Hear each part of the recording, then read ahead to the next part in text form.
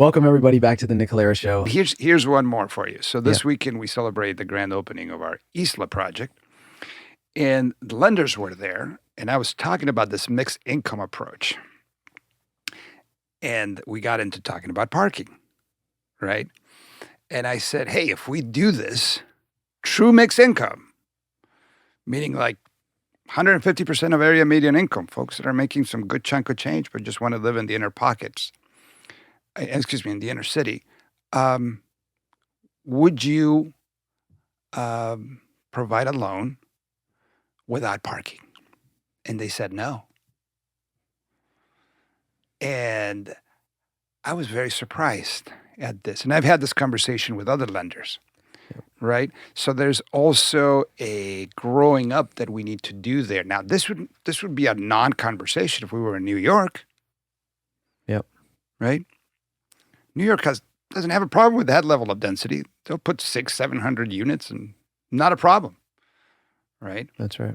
So it's a growing up thing that we have to do, and we have to discuss, and we have to make tough decisions as a city. Yeah, we need everybody to be on board. Yeah. I'm glad you brought up the parking and lender situation because I feel like there's kind of a storm brewing on what is otherwise a pretty positive story. So just to give the audience that aren't in the weeds like you and I, the mayor of LA passed this thing right when she became mayor called Executive Directive 1, which essentially streamlined affordable housing. Lo and behold, as a result of these streamlined measures, a whole bunch of projects showed up in the pipeline, which nobody thought would happen. And there's something like 16,000 units, maybe more by now, in the pipeline, all of which have no parking or substantially close to zero parking. But no one's checked with the lenders and the construction lenders, like who's going to lend on this. So like, even though the pipeline looks robust, it looks like a huge public policy win, and I'm glad the mayor did it.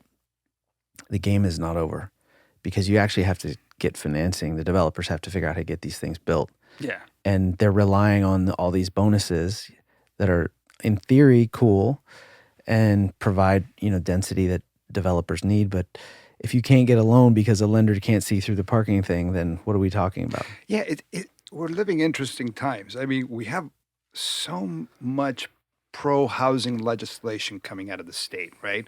I've never seen so many incredible AB, Assembly bills, Senate bills that allow us to do things. So we've kind of created the seed, which is wonderful.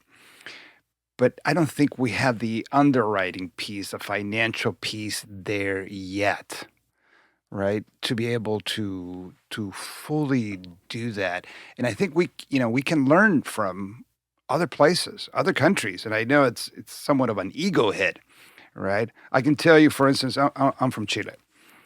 And in Chile, you can purchase a unit in a building while it's in construction.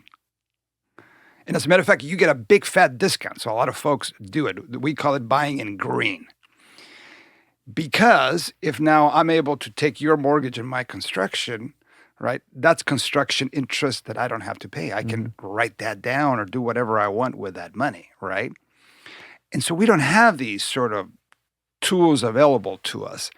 But I think they have to be created, and kudos to the mayor for creating ED1, like you said. But now we need to have that conversation about whether the lenders are going to allow it. But I think the other piece of that conversation also has to be public transit. Are we siding by public transit if we are now building without parking? Because otherwise, are we now just introducing a parking problem to an area, primarily if that area is single-family homes, right? We have to be thinking about those pieces as well. It's a holistic thing.